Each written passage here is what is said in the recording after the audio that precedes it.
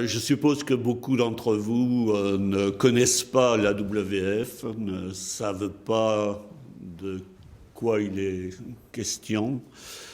Je dois d'abord vous dire que ce n'est pas un parti politique, c'est un mouvement citoyen. Et nous n'avons pas pour projet de créer de partis politiques. Alors notre alliance, elle s'est créée dans la foulée d'une organisation du Cercle Condorcet en 2011. Le professeur Jules Gazan avait réuni en la salle académique ici, il y a à quelques pas d'ici, de brillants universitaires pour parler de l'après-Belgique. Nous avions trouvé cette journée fort intéressante et nous avons décidé, après cela, de nous réunir à quelques-uns et de donner une suite informelle. Pendant 2 ans, de façon tout à fait informelle, nous nous sommes réunis pour réfléchir à ce que l'on pourrait faire, pour donner un suivi à cette journée.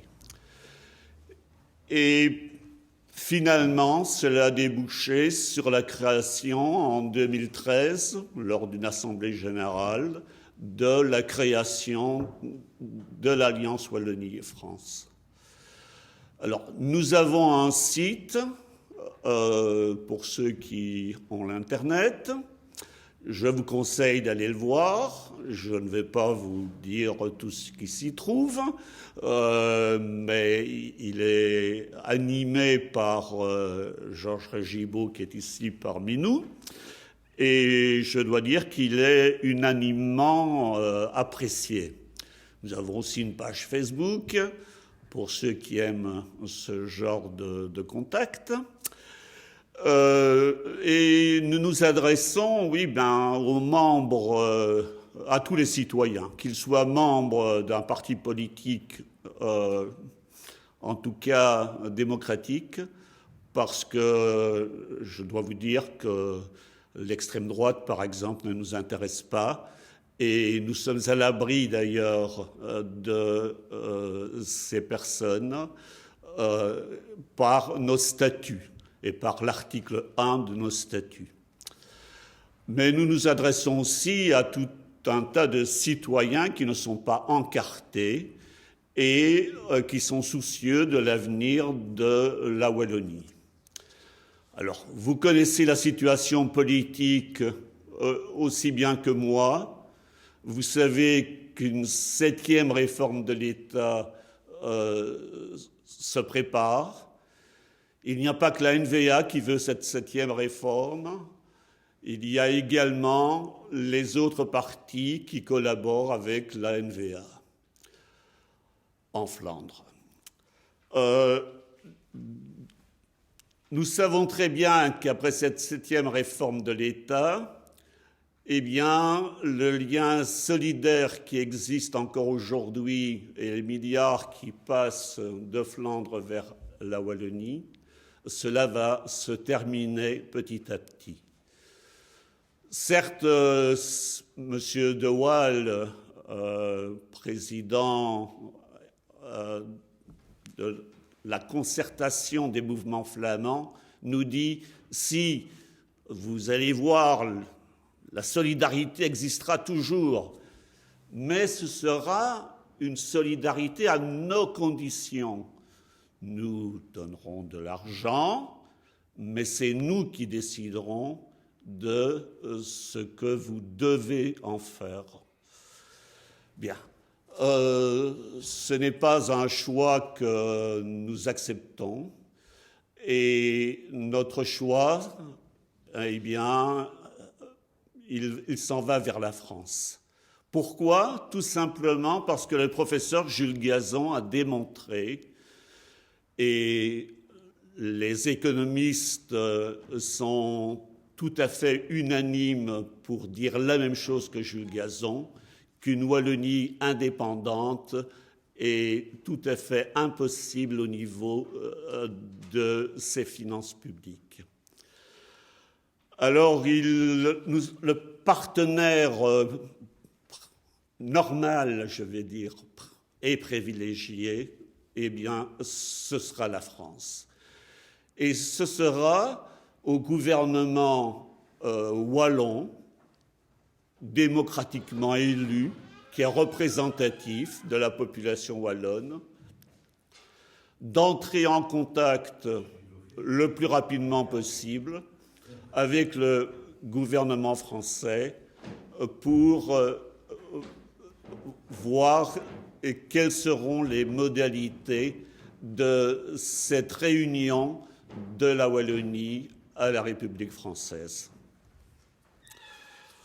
Pour le moment, c'est notre choix et le projet développé par Jacques Le Nain, qui est le projet d'intégration-autonomie. Vous en recevrez un condensé écrit à la fin de notre conférence débat. Jacques Le Nain est un haut fonctionnaire français, aujourd'hui jeune retraité, et son travail vient d'être avalisé par M. Didier Mauss, qui est un constitutionnaliste français unanimement reconnu. Et cette intégration-autonomie consistera, vous le verrez, en lisant le papier que vous recevrez, en un accord entre la Wallonie et la République française pour avoir vraiment dans la Constitution française un article qui soit spécialement à la mesure des besoins de la Wallonie. Nous voulons que cela soit un gagnant-gagnant, que la France y gagne, ça lui permettra de réduire le différentiel de population qu'elle a vis-à-vis de l'Allemagne. Elle atteindra les 70 millions d'habitants. Et ce sera aussi, pour nous, l'assurance qu'une solidarité continuera à exister entre notre région, puisque nous deviendrons des citoyens français à part entière, à 100%.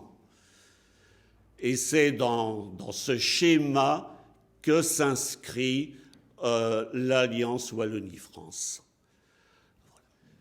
Nous nous sentons aussi, et je terminerai par là, les héritiers du Congrès de 1945, mais là, je pense que Mme Lano en parlera, et je ne vais pas en dire plus, mais c'est à ce congrès que pour la première fois, plus de 1000 Wallons représentatifs de la société wallonne, eh bien, se sont prononcés dans un premier vote à bulletin secret pour la réunion de la Wallonie à la France.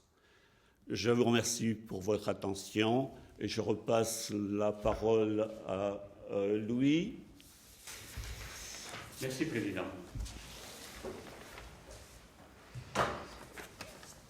Madame Catherine Lano, vous nous honorez de venir faire une conférence à l'AWF. Chargée de cours d'histoire à l'Université de Liège, c'est depuis longtemps que vous vous intéressez aux relations réciproques entre la France et la Wallonie. Déjà, votre mémoire traitait de la perception du Front populaire en Belgique francophone. Votre travail de maîtrise pour l'obtention du DEA en relations internationales s'intitulait « La question sarroise dans l'opinion belge ».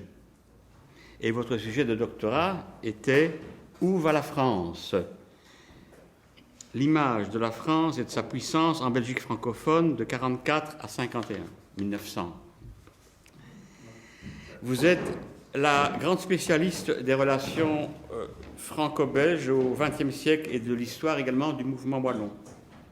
Avec Francis de Pagy, vous avez dirigé le De Gaulle et la Belgique, paru en 2011 aux éditions Avant-Propos.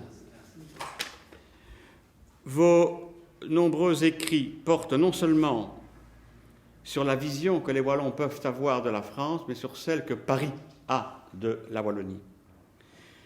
Pour ne donner qu'un exemple, citons la France, le titre d'un de vos articles ou chapitres de livre, « La France officielle face à la dimension wallonne des grèves de l'hiver 60-61 ». Chère Madame Lanoux, c'est donc avec curiosité et intérêt que nous allons écouter la spécialiste que vous êtes aussi de notre mouvement réunionniste, dont vous allez nous retracer l'histoire et nous décrire l'actualité. C'est avec impatience que nous allons écouter celle qui a posé cette question. Les derniers gaullistes seraient-ils wallons ?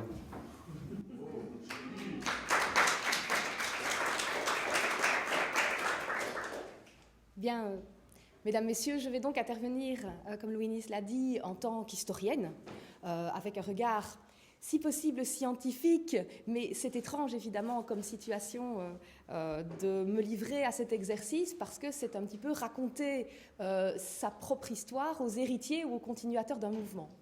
Donc c'est un petit peu particulier et je terminerai finalement, vous le verrez tout à l'heure, l'exposé en reprenant un certain nombre de choses que votre président a exposées il y a peu, concernant d'ailleurs l'Alliance Wallonie-France elle-même. Donc c'est un peu une boucle qu'il s'agira de boucler ici, mais pour mieux comprendre finalement où se situe le mouvement que vous représentez aujourd'hui, il est important d'en remonter aux sources, en sachant que l'irrédentisme, et puis je vais venir sur les termes dans une seconde pour aller vite, est présent finalement depuis la création de l'État belge et même, on pourrait dire, antérieurement, même s'il s'est toujours agi, et il faut pouvoir le reconnaître, d'un mouvement effectivement marginal.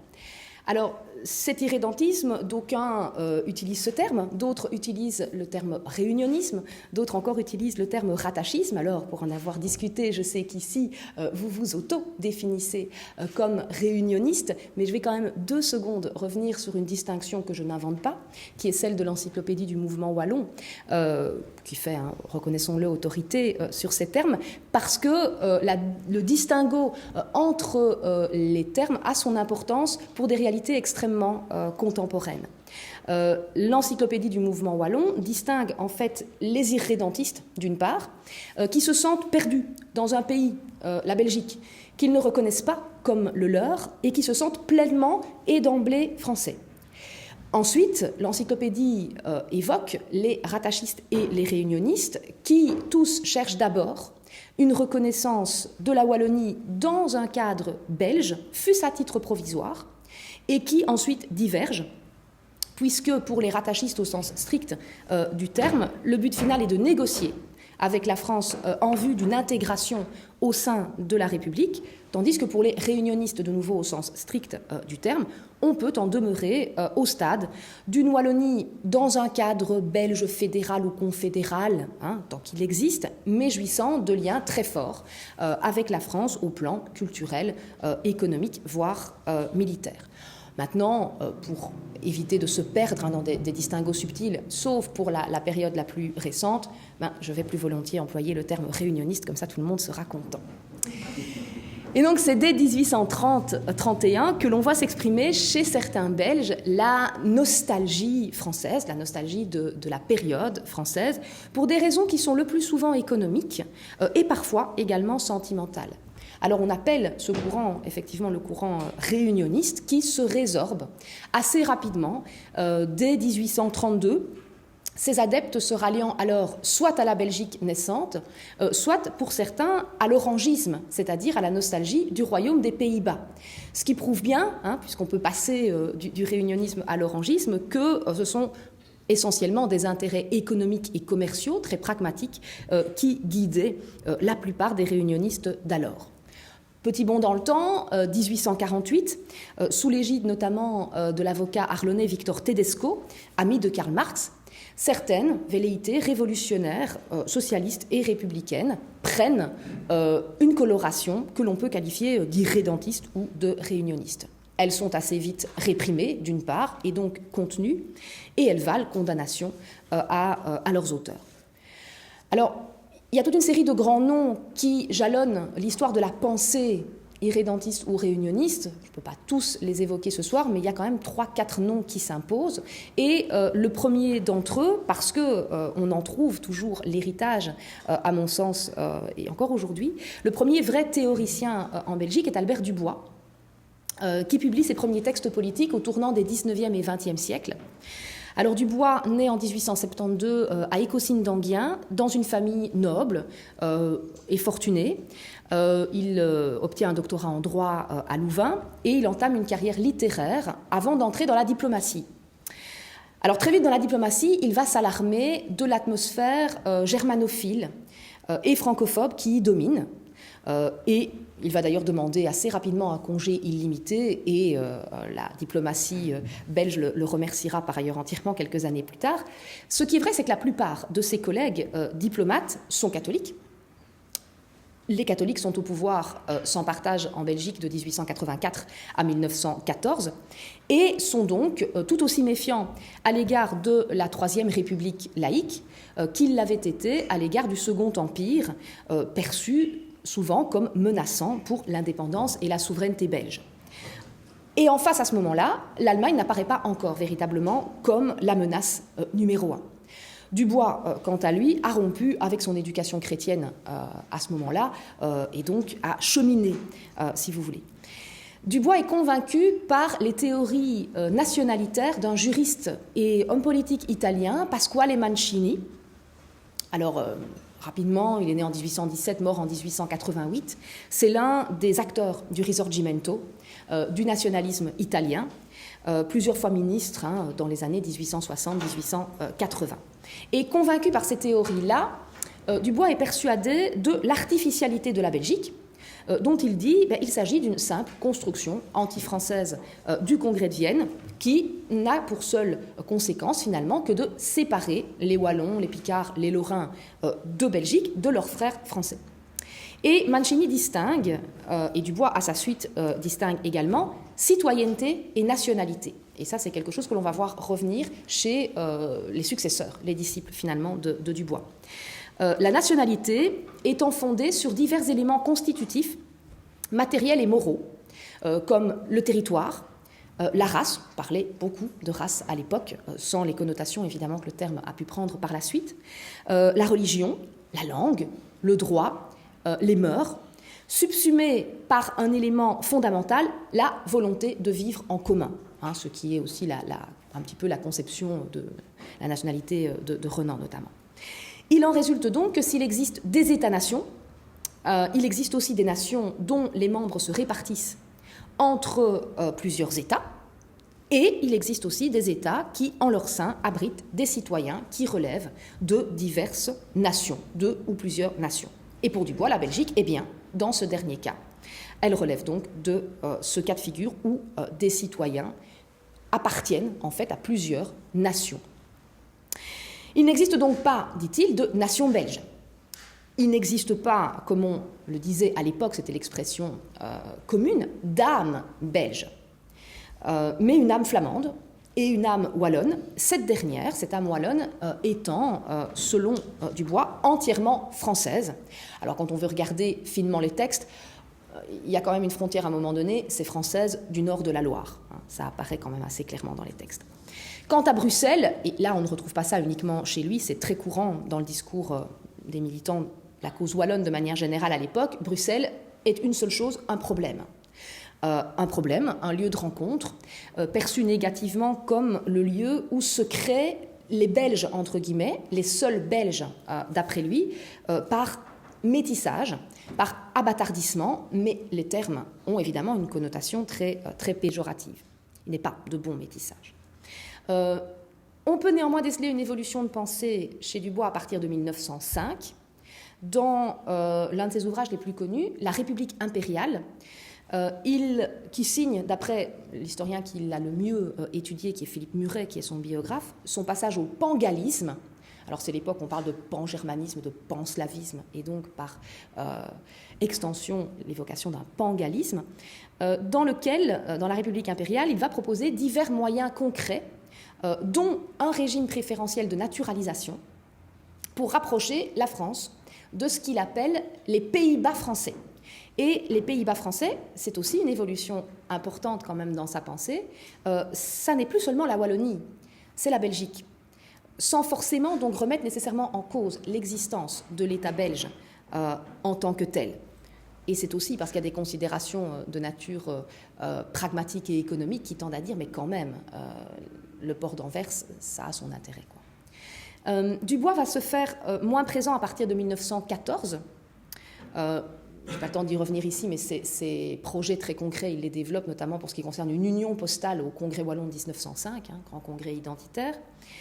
Il se fait moins présent à partir de 1914, même si on le retrouve à l'Assemblée wallonne après-guerre, et s'il est une des chevilles ouvrières de ce que seront les pèlerinages à l'Aigle blessé de Waterloo à partir de 1928 et dans les années 1930.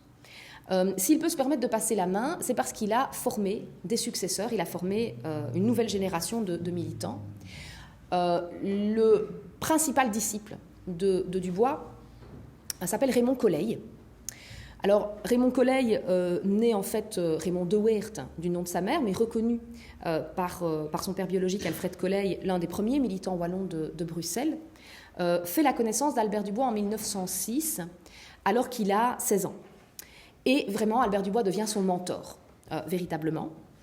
Colleille commence à se faire connaître peu de temps avant l'invasion de la Belgique en août 14, parce qu'il publie alors une sorte de journal intitulé Wallonie, dans lequel il explique, et il suit en ça la tendance dominante du mouvement wallon, ou la tendance avancée du mouvement wallon à l'époque, Julien Delède, Jules d'Estrée et autres, qu'il n'y a pas de salut en dehors de la séparation administrative, qui était la formulation qu'on pourrait aujourd'hui traduire par fédéralisme, finalement.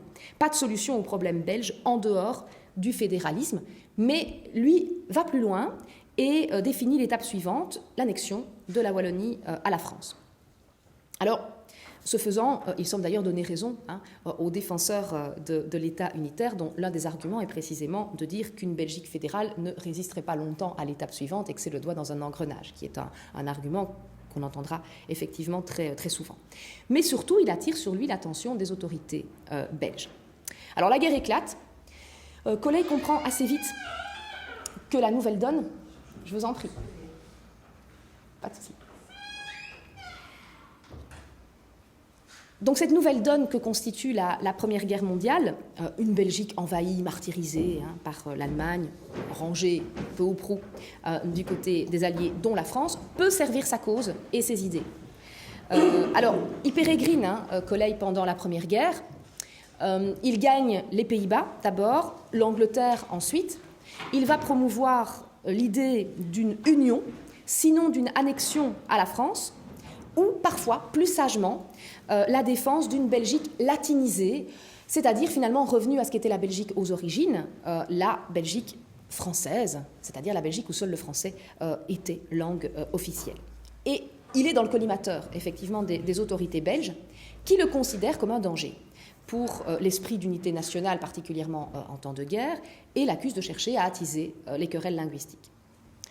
Alors il gagne Paris, c'est quand même là qu'il veut se rendre depuis un moment, donc début 1916, il est à Paris, il y lance un journal sur une ligne qui n'est pas une ligne réunioniste, mais une ligne plaidant plus sagement, si l'on peut dire, mais c'était l'époque où plaider pour le fédéralisme ou la séparation administrative était déjà profondément subversif. Il plaide la séparation administrative et l'Alliance française. Le journal s'appelle simplement La Wallonie. Au bout de 3 numéros, la censure militaire française, activée par le gouvernement belge en exil à Sainte-Adresse, a frappé et le titre disparaît. Colleille était un tenace, par ailleurs. Il relance un autre titre sous le nom de l'Opinion wallonne, et de 1916 à 1918, le journal, là aussi sur une ligne fédéraliste, paraît en France, régulièrement censuré, en tout ou en partie, notamment parce qu'on reproche à Coley d'ouvrir ses colonnes aux frontistes flamands, donc aux militants flamands du front. C'était aussi une de ses particularités de chercher à avoir des contacts avec le mouvement flamand, ce qui n'était pas l'option, en tout cas majoritaire, loin de là, dans le mouvement wallon depuis ses origines. Alors, il n'en demeure pas moins un irrédentiste convaincu, mais il joue la prudence, c'est-à-dire que dans ses articles, il ne va pas au-delà de la séparation administrative et, dans un deuxième temps, dit-il, d'accords spécifiques avec la France. C'est bien la ligne de la République impériale de Dubois. Il n'en reste pas moins persuadé que l'annexion s'imposera in fine lorsque les circonstances le permettront.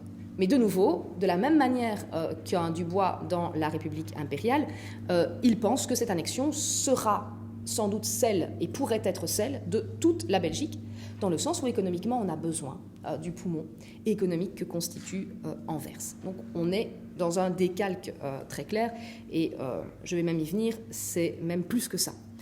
Alors, il ne plaide pas ouvertement l'annexion, et pourtant, il inonde l'opinion wallonne d'articles dans lesquels il évoque le nationalisme français de la Belgique.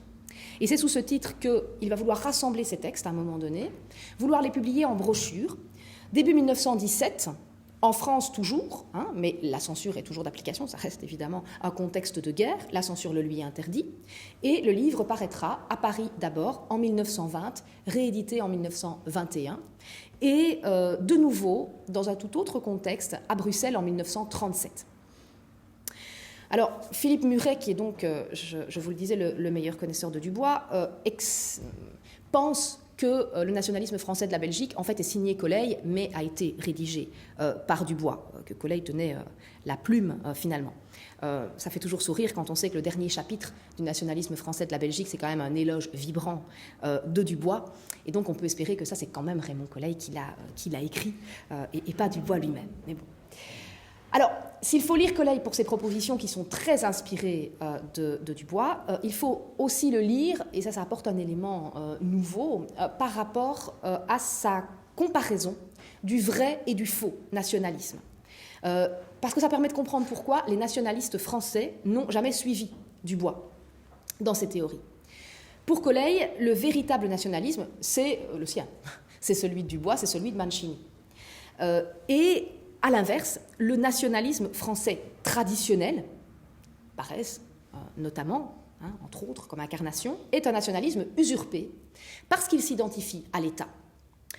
Et donc, Coley explique, aux yeux des nationalistes français, il suffit d'être citoyen, alors lui il emploie le terme régnicole, il suffit d'être citoyen d'un État pour en avoir la nationalité, et quiconque vit en dehors ne pourrait y prétendre.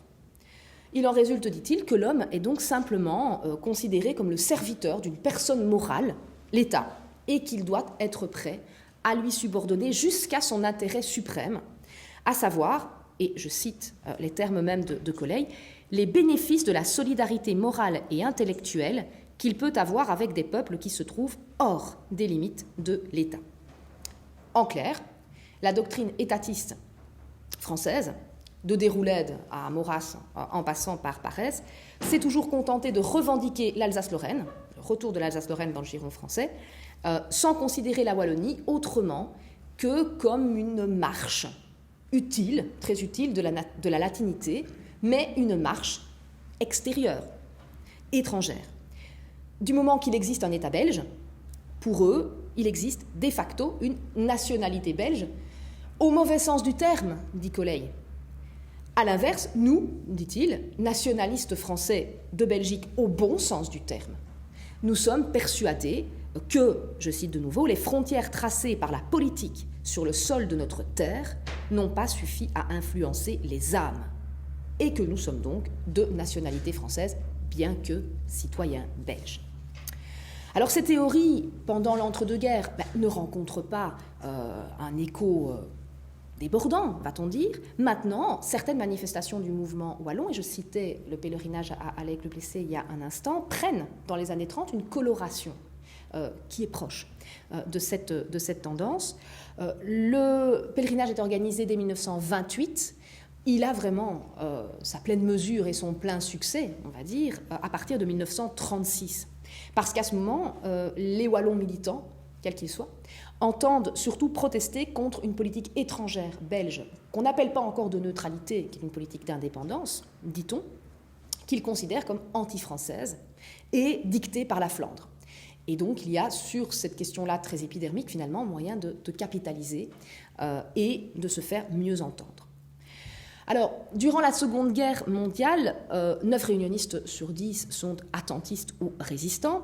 Certains, comme Coley, mais aussi quelqu'un comme l'abbé Mailleux, dans le Hainaut, ou l'imprimeur liégeois Georges Thône, vont naviguer pendant un certain temps. Ils vont essayer un temps de rallier à leur thèse, soit l'occupant dans le cadre du premier, avant de gagner la résistance, soit Vichy pour les seconds, avant de se tourner vers De Gaulle. Alors, j'insiste pas longuement là-dessus. Hervé Asquin a dit ce qu'il fallait en dire, voire plus même, mais soit. Dans les deux cas, c'est l'hypothèse d'une victoire allemande ou d'une paix de compromis qui est dans un premier temps privilégiée, par eux, c'est un fait, celle-ci permettant, en jouant sur l'idée ethnique ou raciale, on s'est servi de ce type d'argument, il faut le reconnaître, de plaider une annexion de la Wallonie à la France. Maintenant, d'un côté comme de l'autre, que ce soit les nazis d'une part, Vichy d'autre part, vont opposer une fin de non-recevoir et les choses vont très rapidement s'arrêter là. De Londres puis Alger, les Français libres feront de même, donc opposeront officiellement des fins de non-recevoir à toute une série d'appels du pied qui pourront leur être faits. Que les sollicitations viennent d'un abbé Mailleux qui donc à un moment donné, ça ne marche pas d'un côté, on va essayer de l'autre, effectivement, ou de gaullistes de la première heure, parce qu'évidemment, il y en a eu, et beaucoup, comme le socialiste François Simon, qui est sans doute aussi parmi ces figures l'un des plus connus, qui va faire le voyage d'Alger, début 1944, sans rencontrer le général de Gaulle lui-même, presque assurément, mais en tout cas, toute une série de gaullistes gravitants dans son entourage direct, et qui leur remettra un rapport sur la Wallonie que l'on peut retrouver dans les archives du Quai d'Orsay, parmi d'autres rapports de François Simon et d'autres militants wallons de l'époque aussi.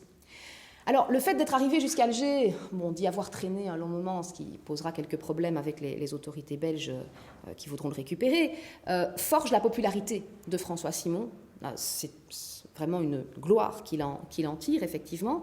Et à la Libération, Simon s'impose comme l'homme fort de la section bruxelloise de Wallonie Libre. Wallonie Libre, née donc dans la clandestinité, France Libre, Wallonie Libre, l'histoire est connue. Il convertit une large partie de la section bruxelloise de Wallonie Libre au réunionnisme, et c'est lui qui défend cette option lors d'un des moments phares, évidemment, on l'évoquait tout à l'heure, qui est le fameux Congrès national wallon, qui est organisé donc à Liège les 20 et 21 octobre 1945. Alors, puis je sais par ailleurs, pour ceux qui suivent vos activités, que je pense Philippe de Stade vous en a parlé il n'y a pas si longtemps que cela. Mais donc près de 1000 congressistes issus de milieux politiques, économiques, universitaires sont réunis dans l'atmosphère très particulière qui est celle de l'immédiate après-libération, pour se prononcer sur l'une des 4 options suivantes: le maintien de la structure unitaire de la Belgique, moyennant une décentralisation, l'autonomie de la Wallonie dans le cadre belge, c'est-à-dire concrètement le fédéralisme, l'indépendance complète de la Wallonie ou la réunion de la Wallonie à la France, qui est donc l'option défendue notamment par Simon.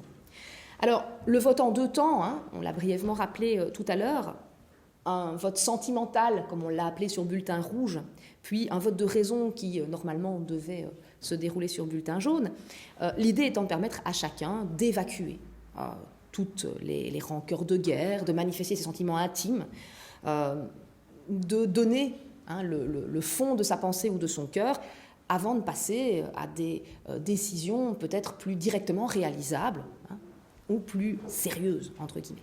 Et donc, premier scrutin, 1048 votants. Effectivement, si l'on reprend les résultats, voilà, Philippe Raxon a rédigé il y a quelques années l'ouvrage qui fait autorité sur la question, 17 prônent le maintien du cadre unitaire, 391 l'autonomie, 154 l'indépendance et 486 l'annexion à la France. Il est pas une majorité absolue, mais qui n'en est quand même pas loin. Les réunionnistes se sont comptés, notamment, à cette occasion-là, et la thèse la plus radicale a largement rassemblé les congressistes. Alors maintenant, il faut se rabattre sur une formule moins radicale, en clair, l'autonomie ou le fédéralisme, et tous les orateurs qui s'expriment dans la foulée s'y emploient. On revote, cette fois à main levée, donc on n'utilise pas les bulletins jaunes qui avaient été prévus, et l'objectif du fédéralisme est adopté à l'unanimité moins 12 voix, et même moins 2 voix, lors d'un vote de confirmation qui a lieu le deuxième jour. Alors le deuxième jour, c'est donc le dimanche 21 octobre. Le Congrès ouvre de nouveau sa tribune aux uns et aux autres. Le but étant de définir et de développer la position commune pour l'avenir et la manière de la concrétiser.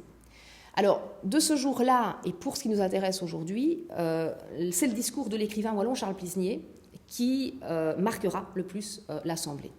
Alors, Charles Plisnier a une notoriété évidente. C'est quelqu'un qui a eu des idées successives, et des affinités successives, passé par le communisme, puis converti au religieux après 1930, qui atteint la célébrité en 1936 quand il n'obtient pas le prix Goncourt parce qu'il n'a pas la nationalité française, lui aurait dit la citoyenneté française, ce qui crée la polémique. Il l'obtient l'année suivante, en 1937, pour faux passeport, l'année où il choisit de s'installer en France et où il est par ailleurs élu à l'Académie royale de langue et de littérature française de Belgique. Alors il est sensibilisé à la question wallonne depuis ses études de droit à l'ULB. Il est convaincu de l'existence d'une âme wallonne, ce qui est un petit distinguo par rapport à l'âme purement française de Dubois, mais il considère que cette âme wallonne, elle s'épanouit intellectuellement et ne peut s'épanouir intellectuellement que dans la culture française. Plisnier, en 1939, a été l'un des fondateurs d'un hebdomadaire antineutraliste qui s'est appelé Alerte et qui a eu un certain retentissement. L'exode va le conduire dans la Creuse, où il passe la guerre, tout en conservant le contact avec Georges Tone, l'imprimeur liégeois dont on parlait tout à l'heure, ce qui lui permettra de survivre aussi par un subside du Secours national. Et il sera, comme Tone aussi, dans l'immédiate après-guerre, l'un des propagandistes de la question wallonne dans les milieux français démocrates chrétiens. C'est le MRP, le mouvement républicain populaire, qui est le parti démocrate chrétien français de la Libération. Et quand il vient au Congrès national wallon, il a effectivement un certain talent, par ailleurs oratoire, et il vient et il dit « je réfute en gros tout impérialisme français ». Et au contraire, il allègue et il regrette que la France officielle ne se préoccupe pas suffisamment de ses enfants égarés, ce qui était déjà la thèse de Dubois et de Collet. Donc en cela, il y a une continuité. Et il dit ceci, c'est les phrases les plus connues de son discours, « France, notre mère, tu nous abandonnes un peu, parce que tu crains d'apparaître aux yeux du monde comme une puissance de proie, tu mets une sourdine à ton amour et tu fais mine de nous ignorer. » Alors, Plisnier plaide ensuite pour le fédéralisme, parce qu'effectivement, c'est le mot d'ordre dans cette deuxième journée, mais il avertit l'Assemblée qu'il s'agit pour lui de l'expérience ultime, c'est comme ça qu'il s'exprime, et que si, comme il le craint, cette expérience ultime avorte, ne se réalise pas, alors les Wallons seront fondés à appeler la France. Et, autre phrase très connue, alors nous lui dirons, maintenant France au secours, et croyez-le bien, elle viendra. Alors, exorde, ça referme les débats, ça fait se lever l'assistance qui entonne la Marseillaise, fin de parcours ce jour-là, et donc tout congressiste va se rappeler du discours de Plisnier. C'est un des discours qui vont le plus marquer cette journée, mais ça a été évidemment aussi l'intervention la plus brocardée dans la presse d'une manière générale et à la tribune de la Chambre par les opposants, d'une manière générale aux revendications wallonnes, sur le thème « Celui qui ne réside pas en Wallonie » ou qui, c'est une formule que l'on trouve sous la plume de Marc Delforge dans la Revue Nouvelle, qui est une revue chrétienne progressiste, ou même vit à l'ombre du Quai d'Orsay, ne peut prétendre parler au nom des Wallons. Alors le temps passe, évidemment, et le fédéralisme, qui est donc devenu le mot d'ordre depuis ce congrès, le seul mot d'ordre officiel du mouvement wallon, dans ce contexte-là, les réunionnistes ont bien du mal à se faire entendre, d'autant que la France de la 4e République sans De Gaulle, mais le De Gaulle de la Libération, pas nécessairement le De Gaulle chef de mouvement ou de parti qu'il est devenu à ce moment-là, et dans des difficultés économiques assez manifestes, semble moins attractive. Ça aussi est une donnée quand même à prendre en compte à différents moments de l'histoire du mouvement d'ailleurs. Il y a néanmoins certaines manifestations d'irrédentisme, mais par touche, on a envie de dire, tel un dépôt de gerbes d'un petit groupe, Jeune France, notamment animé par André Screurs, le fils de Fernand Screurs, et Fernand Massard aussi, qui vont déposer donc une gerbe aux soldats inconnus français, 14 juillet 1947, pour donc réclamer l'annexion de la Wallonie. Alors, ce sont les souvenirs de Fernand Massard qui le disent, lui-même avait un certain sens de l'humour, en disant « Les soldats français présents sur place n'ont pas bronché, mais parce qu'ils ont confondu le coq wallon et l'aigle polonais, et ils n'ont pas compris ce qui se passait. » Dans les années 1950, vous aurez aussi un très court, bref et fantomatique rassemblement national des irrédentistes français de Wallonie, dans le Hainaut, sous l'égide de Robert Wallon, qu'on a retrouvé dans les milieux militants wallons par la suite. Les années 60 sont plus favorables parce que la décennie est évidemment particulièrement difficile pour la Wallonie. Je ne vais pas refaire de l'histoire générale de la Belgique ici, mais fixation de la frontière linguistique, évidemment, question des fourrons déjà qui se posent, bataille autour de l'université de Louvain, le fameux Wallenbuiten finalement, la prise de contrôle, effectivement, politique et économique par la Flandre de plus en plus manifeste, mais loi du nombre aidant aussi. Le mouvement wallon reprend vigueur dans ces années-là, des partis communautaires apparaissent et commencent à obtenir des élus au Parlement à partir des élections de 65, plus encore 68. Alors, pour les réunionnistes, l'exaspération croissante de la Wallonie et la prise de conscience wallonne qui en découle sont une bonne chose, d'autant qu'elles coïncident avec le retour au pouvoir du général de Gaulle en France. Dès 1960, alors on sait qu'il y a quand même dans les débuts de la grande décennie gaullienne la période où l'Algérie mange à peu près tout le débat, donc c'est compliqué.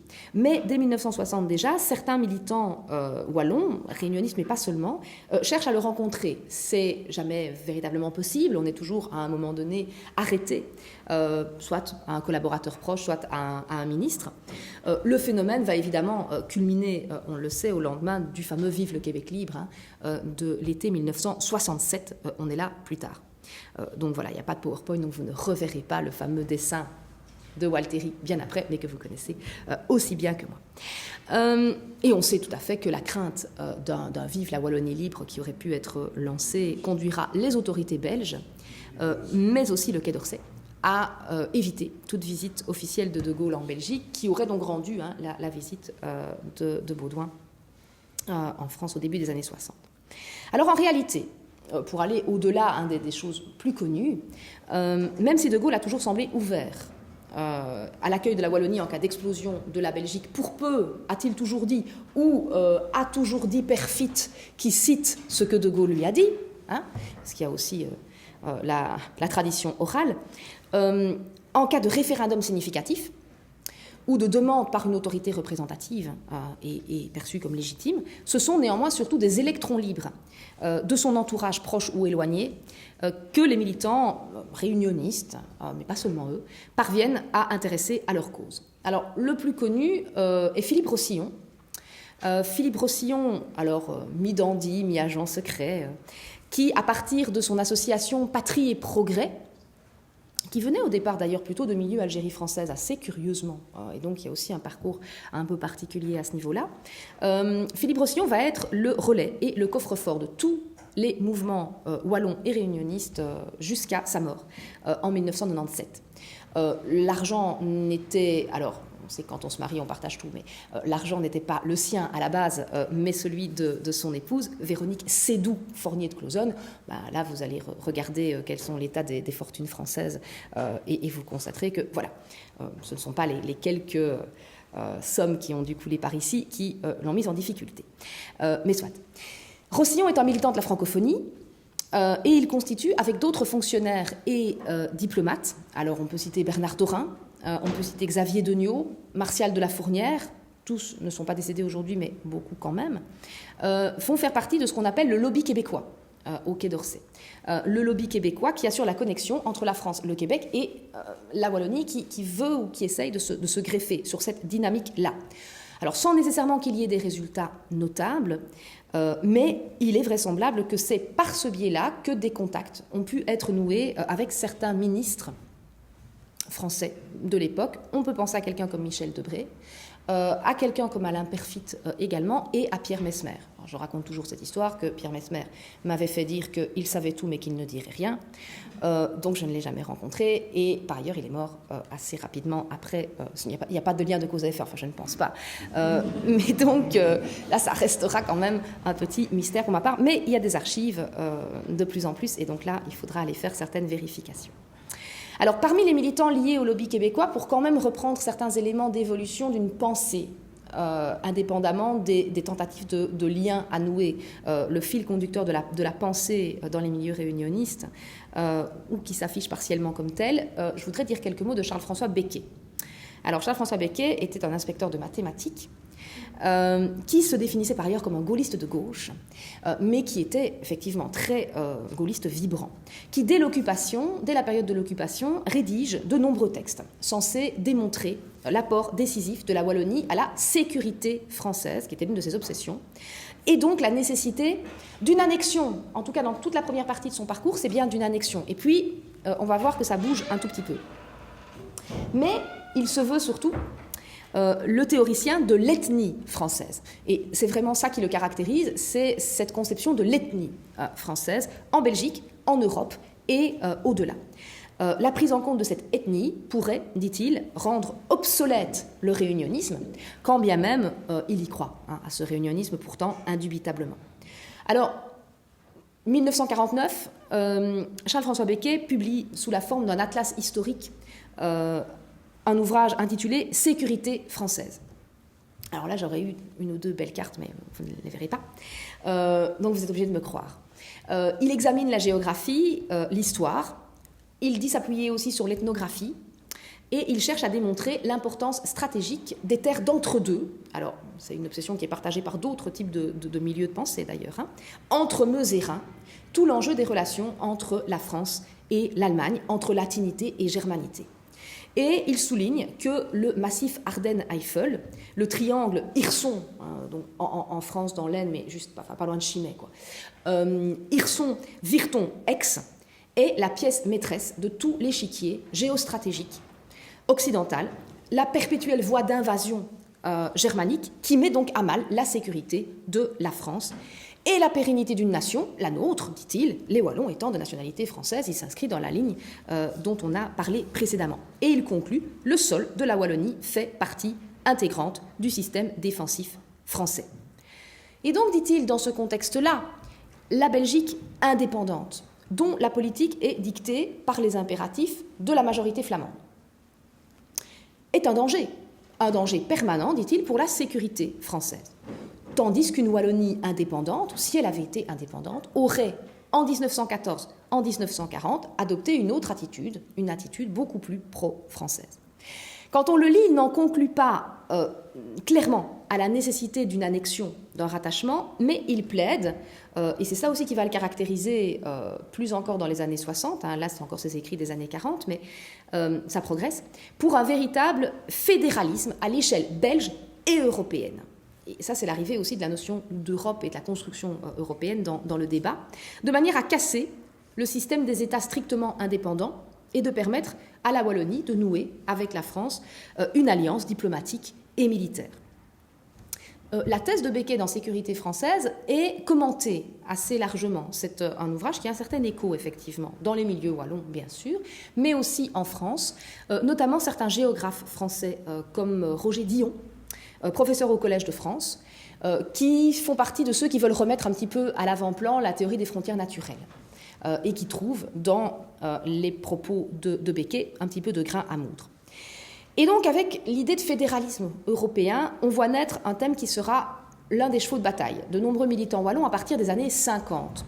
C'est l'idée de plaider pour une Europe des régions, dans la perspective de voir le niveau national s'estomper au profit d'une part d'un niveau régional et d'autre part d'un niveau supranational. Alors le grand paradoxe, évidemment, de cet engouement-là, c'est qu'on ne cherche jamais, alors plus encore dans les années 60 évidemment, mais qu'à approcher de Gaulle. C'est de lui qu'on attend le soutien français le plus affirmé à la cause wallonne, mais en même temps, c'est quelqu'un qui, sur ces conceptions européennes-là, ne pourra pas les suivre, et complètement à l'opposé finalement, et sur une logique tout à fait intergouvernementale pour le coup. Alors Becquet, lui, qui était toujours en avance d'une idée aussi, estime qu'il faut jouer sur les deux tableaux. Il va figurer parmi les fondateurs de la Fondation Charles Plisnier, bien connue par ailleurs. Il la préside de 54 à 62. Il avait un caractère, toutes les sources concordent, qui n'était pas évident, et donc il s'est aussi un peu disputé avec les uns et les autres. La Fondation s'assigne pour but la défense et l'illustration de l'ethnie française de Belgique. Et fin des années 50, il va plus loin, il cofonde l'Association européenne de l'ethnie française, qui marque donc une extension des activités de la Fondation en France même, mais aussi dans le Jura suisse, et du côté du Val d'Ost, deux territoires où il existe effectivement un mouvement irrédentiste à la France. Et c'est en 1963 qu'il fait paraître son grand œuvre théorique, si l'on peut dire, en tout cas lui le présentait comme tel, il en était extrêmement fier. Il fait paraître aux nouvelles éditions latines. Alors les nouvelles éditions latines, pour ceux qui connaissent un petit peu les éditions parisiennes, c'est quand même très marqué à droite, clairement. Alors que Becquet se définissait certes comme un gaulliste, mais comme un socialiste. Il faisait partie, il était membre du PSB, il a été très longtemps. Puis il est passé par le FDF, il a bougé. Des éditions très ancrées donc à droite, dans la ligne Barrès-Maurras. Et l'ethnie française d'Europe, c'est sous ce titre qu'il fait paraître donc son ouvrage de synthèse, et vraiment, quelque part, la substantifique moelle de tout ce qu'il a pu écrire jusque-là. Il estime qu'il va fournir ainsi aux théories nationalitaires d'Albert Dubois, donc il y a une filiation, les assises scientifiques qu'elle réclame en convoquant l'histoire, la géographie, la sociologie, le droit, l'ethnographie. Alors, deux grandes parties, c'est un diptyque en fait. Si vous lisez l'ethnie française d'Europe, qu'on trouve encore assez facilement, aujourd'hui on peut tout faire sur les AB Books et autres sites de livres d'occasion, c'est merveilleux. La première partie développe longuement, à partir des conceptions de Mancini, la doctrine nationalitaire de Becquet, mais qui est la même fondamentalement que celle de Dubois ou de Colleille, et la deuxième partie alors traite plus spécifiquement de l'ethnie française. Alors qu'est-ce qu'il faut en retenir pour nous aujourd'hui ? Toute une série de définitions. Becquet définit d'abord ce qu'est un peuple. Et il dit l'ensemble des populations vivant dans une même région, donc il y a une notion de sol, ayant un parler commun, langue, des traditions communes et marquées d'un sceau propre par les vicissitudes de l'histoire, qui est aussi une histoire commune. Ça, c'est un peuple. Un peuple devient une nation lorsqu'il dépasse les données purement statiques pour ajouter un élément dynamique à ces données, la conscience collective ou conscience nationale, dit-il. En ce sens, les Wallons, tout comme les Jurassiens, les Valdôtains, font partie de la nation française. Mais ils font aussi partie de l'ethnie française. Alors ça, c'est la définition de l'ethnie qui arrive ici, en prenant en compte des caractères somatiques en marge de caractéristiques culturelles et linguistiques. Et Becquet dit l'ethnie, c'est le support humain d'une culture. Alors c'est là où c'est toujours un petit peu ambigu, ça ne l'incite pas à s'engouffrer dans la brèche d'une conception qu'on pourrait qualifier de conception raciale ou racique.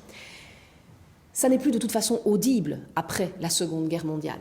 Maintenant, quand on lit l'ouvrage de Becquet et quand on regarde la bibliographie de l'ouvrage de Becquet, on se rend compte qu'il continue à citer les travaux de Georges Montandon. Alors, Montandon est un anthropologue suisse qui avait publié un ouvrage en 1935 sous le titre « L'ethnie française », mais qui est quelque part surtout connu par la suite pour avoir été l'une des cautions scientifiques de l'antisémitisme et de l'eugénisme dans la France de Vichy et qui est mort abattu par la résistance. Donc, Montandon, c'est très sulfureux, évidemment. Mais Becquet continue à le citer, à citer la partie, à son estime, scientifique, effectivement, de ses travaux, mais qu'il a lui-même considérablement détourné, Montandon. Mais Becquet ne s'engouffre pas, entre guillemets, dans le mauvais chemin, parce qu'il pose le dogme de l'intégrité spirituelle, dit-il, de la nation française, de l'ethnie française, dont on trouve des composantes en Europe, les Wallons, les Valdôtains, les Jurassiens, en Amérique, les Québécois, ça fait le lien avec ce qu'on a pu dire du Québec, mais aussi en Afrique. Prélude donc à la francophonie aussi. Donc c'est véritablement la langue qui reste au cœur de la démonstration, la langue comme instrument d'expansion culturelle et de présence française dans un monde qui devient un monde postcolonial. Dernier combat ensuite de vocabulaire, il est classique, il vise à faire disparaître l'assimilation entre nationalité et citoyenneté. On est dans la ligne classique de ce qu'on a vu. On retrouve donc Dubois-Colleil, qui officiellement en concluait que l'on pouvait être de citoyenneté belge et de nationalité française en se satisfaisant, faute de mieux, des frontières existantes. Mais Becquet, lui, va plus loin. Et il dit ceci, il dit « Toute nation a droit à une existence étatique. » Et en somme, les nationaux tendraient donc à se regrouper et à faire coïncider insensiblement nationalité et citoyenneté. Selon lui, l'Europe va tendre à se réorganiser, non pas selon des frontières politiques artificielles, mais naturellement. Et naturellement, ça veut dire que, je le cite, le canevas des limites d'État tendra de plus en plus à s'identifier au canevas ethnique. Parce que, dit-il, on peut vérifier dans les cartes, il aime beaucoup les cartes, il faut vérifier dans les cartes une concordance des diagrammes ethniques et orographiques. En clair, prendre l'exemple qui nous préoccupe, la frontière linguistique belge est une forme de frontière naturelle, et à terme, la nation française va tendre à se retrouver au sein d'une même structure étatique. Alors on peut se dire, ben voilà, c'est clairement un appel au rattachement, un appel à l'annexion. Et Becquet s'en défend. Il dit, la dernière manifestation de réunionnisme en Wallonie, ça a été le Congrès national wallon de 1945. Depuis lors, tous les Wallons, dit-il, sont fédéralistes. En réalité, ce qu'il essaye de faire, c'est de s'employer à présenter le réunionnisme comme dépassé, et dépassé notamment parce qu'il est en train de se dérouler au niveau de la construction européenne, ou de son idéal de construction européenne. Une nation, dit-il, peut se retrouver par et grâce à l'Europe. Il essaye, c'est fascinant, c'est le grand écart, c'est la prouesse du grand écart ou du compromis entre fédéralisme et conception gaullienne, confédéraliste. Il ne faut pas, dit-il, construire l'Europe politique en juxtaposant des États historiques, ce qui est pourtant quand même bien ce que dit De Gaulle, quand on veut lire les choses, mais favoriser l'Europe des ethnies, et lui il dit, c'est la formulation technique pour l'Europe des patries, c'est la même chose, et là on peut se retrouver sur une rhétorique plus gaulienne, sauf qu'il ne donne pas le même sens aux termes, l'un et l'autre. Autrement dit, la construction européenne, c'est l'occasion rêvée de faire éclater des frontières politiques pour permettre aux nations, aux ethnies de se ressouder dans un cadre européen.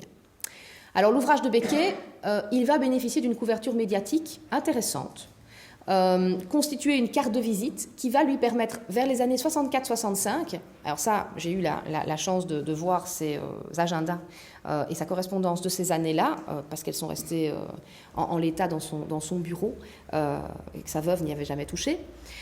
Il a vraiment démarché à peu près tout le monde à Paris dans ces années 64-65. Parmi d'ailleurs les milieux les plus proches du pouvoir gaulliste, mais rien de véritablement concret au final n'en résultera.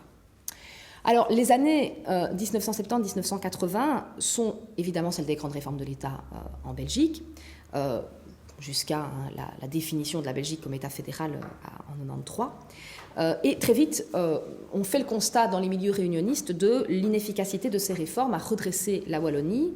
Et on souligne les appétits flamands jamais rassasiés, on en parlait il y a peu de temps. Et 1986, pour reprendre une date qui pose jalon par la création d'un mouvement, 1986, Maurice Lebeau lance le mouvement wallon pour le retour à la France, avec l'appui notamment de François Perrin, ancien ministre et figure historique du fédéralisme wallon, désormais converti, progressivement converti au réunionnisme.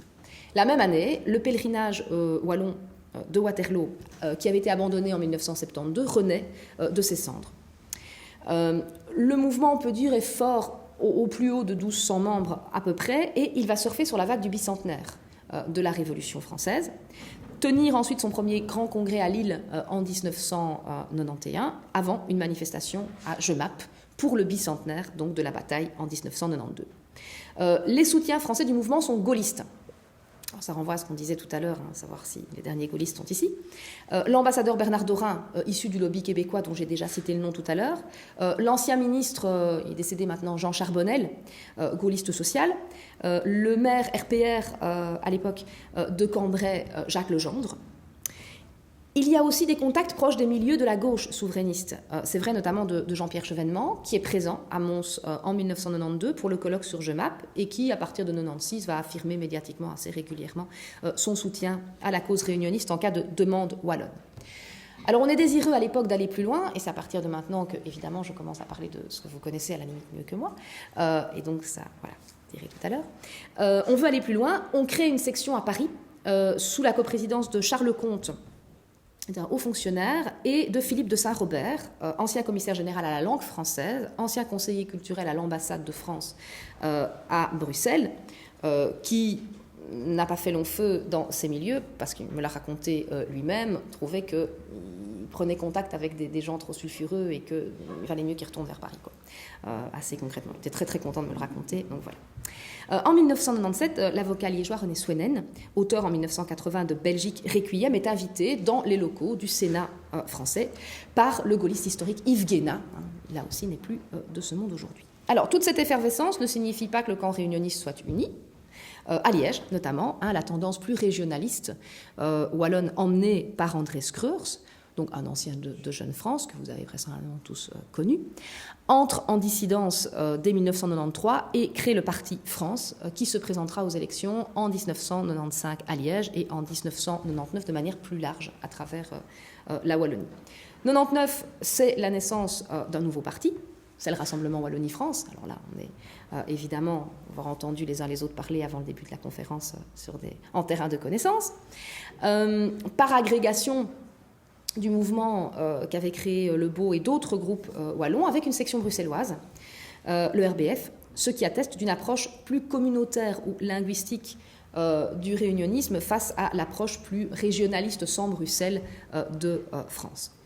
Alors, l'initiateur du mouvement, qui restera longtemps sa seule incarnation médiatique, à vous de voir si c'était une solution ou un problème, est Paul-Henri Jean Debien. Alors d'abord fédéraliste, Paul-Henri Jean Debien est passé, évidemment, et a été député et président du Rassemblement Wallon, parti régionaliste dans les années 70, rentré dans les rangs socio-chrétiens. Il a été délégué général Wallonie-Bruxelles à Paris de 1988 à 1996, et de retour en Belgique, il s'affiche sur un clair positionnement réunioniste qu'il veut tester électoralement. Ça, c'est l'une des questions aussi qui se pose. Est-ce qu'il faut se présenter aux élections? Est-ce qu'il ne faut pas se présenter aux élections? Alors, pour ce qui nous intéresse peut-être plus, c'est qu'au congrès fondateur du RWF, on note la présence à la tribune de Georges Sarr, qui est un député chevènementiste de Paris, et de Paul-Marie Couteau, député européen souverainiste, tout juste élu à l'époque sur la liste Pasqua de Villiers.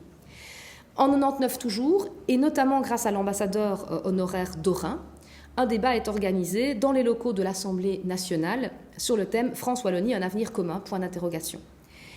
Alors, ça, c'est l'Assemblée, mais par la suite, c'est plutôt au Sénat que les liens vont pouvoir exister, grâce à Jean-Yves Texier, qui était également un député chevènementiste, un sénateur, chevènementiste, qui invite Jean Debien à s'exprimer en 2003 dans un débat animé par Jean Charbonnel. Et dès 2002, le RWF peut compter aussi sur la résurrection, je dis la résurrection, mais j'en ai effectivement pas parlé précédemment, ça a existé notamment sous Plisnier, dans les années 47-48, d'un cercle franco-wallon de Paris, animé par un journaliste expatrié, Claude Jadoul, mais dont la mort, d'une part, et d'autre part la non-réélection d'Autexier, finalement, vont tarir un petit peu les contacts, vont entraîner le tarissement des contacts du RWF, et celui-ci va devoir partir à la recherche d'autres relais. Alors, ce qui peut être assez curieux, mais finalement, il y a une volonté souvent d'apolitisme derrière les uns et les autres, les contacts qui sont noués ensuite sont situés bien plus à droite, avec des députés UMP, François-Michel Gonod d'une part et Jacques Millard d'autre part. Alors, c'est Jacques Millard qu'on connaît le mieux, en règle générale. Voilà, une grande sortie médiatique pas toujours contrôlée, animateur donc de Nation et République, un cercle de réflexion, très conservateur, notamment sur les questions éthiques. C'est souvent à ces occasions-là qu'on l'entend encore aujourd'hui. On peut citer aussi Nicolas Dupont-Aignan, par ailleurs, sur fond de souverainisme, d'une certaine forme d'euroscepticisme aussi, qui affirme, un peu comme Chevènement l'avait fait dès 1996, que la France doit être prête à accueillir la Wallonie. Il dit ça vers 2011. Alors d'autres le disent également. Marine Le Pen le dit la même année. Jean-Luc Mélenchon le dit aussi, à partir de 2010, la nécessité pour la France de savoir accueillir ceux qui le demanderaient. Donc on entend ce type de déclaration. À gauche, à droite, c'est vraiment le cas de le dire. En réalité, la situation intérieure belge a, dans ces années-là, 2010-2011, tellement inquiété la France, on n'en sortait pas des crises gouvernementales et de la non-formation gouvernementale, qu'un rapport a été commandé à 2 députés, l'UMP Robert Lecou d'une part, vice-président du groupe parlementaire d'amitié franco-belge, et un socialiste, Jean-Pierre Couchéda, élu du Pas-de-Calais, dont on pouvait supposer que, voilà, proximité géographique, créer l'intérêt. Ils ont mené l'enquête en Belgique à 2 reprises. Ils sont venus en juillet 2011 et en janvier 2012.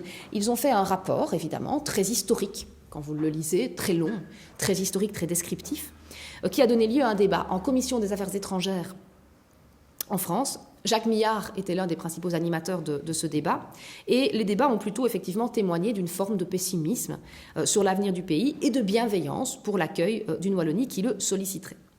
Alors, où en est-on depuis 2009-2010 ? Le réunionnisme arrive parfois à se donner une visibilité médiatique. Présence aux fêtes de Wallonie, au 14 juillet à Liège, une série de drapeaux à l'arrivée des courses cyclistes, interviews dans les médias, etc. Mais, et ça demeure, et historiquement, le problème fondamental, la division, évidemment, du courant. La question de savoir si on se présente effectivement à des échéances électorales ou si on ne le fait pas, et il est un fait que les élections donnent parfois des résultats extrêmement confidentiels. Il y a eu une pente quand même légèrement ascendante dans les années 2000, de 1 à 2%, et aux dernières élections, vous le savez mieux que moi, dans un contexte beaucoup moins marqué par le communautaire, une chute, globalement autour de 0,4%, ce qui ne signifie pas une disparition, voilà, vous êtes là, des réunionnistes, mais un recentrage du débat sur des thématiques sociales et économiques. Et là, ça rejoint ceux qui disent qu'il ne faut pas se présenter parce que c'est contre-productif. Le vote utile l'emporte toujours au final. Et on avait discuté longuement avec lui la théorie de François Perrin, qui disait parfois « j'accepte d'être sur des listes, mais je sais quand même fondamentalement bien que ce n'est pas la bonne solution et qu'on n'arrivera à rien de cette façon-là ». 3 tendances principales peuvent être notées, c'est là que j'en reviens à mes petits termes du départ. On trouve 2009-2010 des réunionnistes au sens strict du terme au sein du Rassemblement wallon, recréé en 2010 sur base de divers groupements autonomistes et réunionnistes. Ils sont présentés à des élections dans ces années-là autour de 0,3-0,5%. Il y a parmi eux des membres de l'ancien Parti France, il y a des dissidents du RWF. Alors, l'histoire du RWF sur les derniers temps, c'est quand même une histoire de dissidence successive, par ailleurs. Derrière le Rassemblement wallon, il y a un credo régionaliste.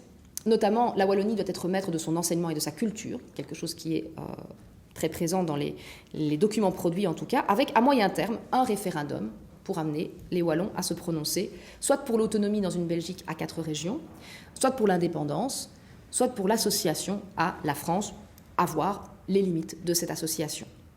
Avec cette idée qu'on trouvait déjà chez Becquet, la construction européenne a rendu le cadre belge superflu. Et la Wallonie doit en fait accrocher son wagon à une locomotive, c'est les termes qui sont employés dans ces années, 2010-2011.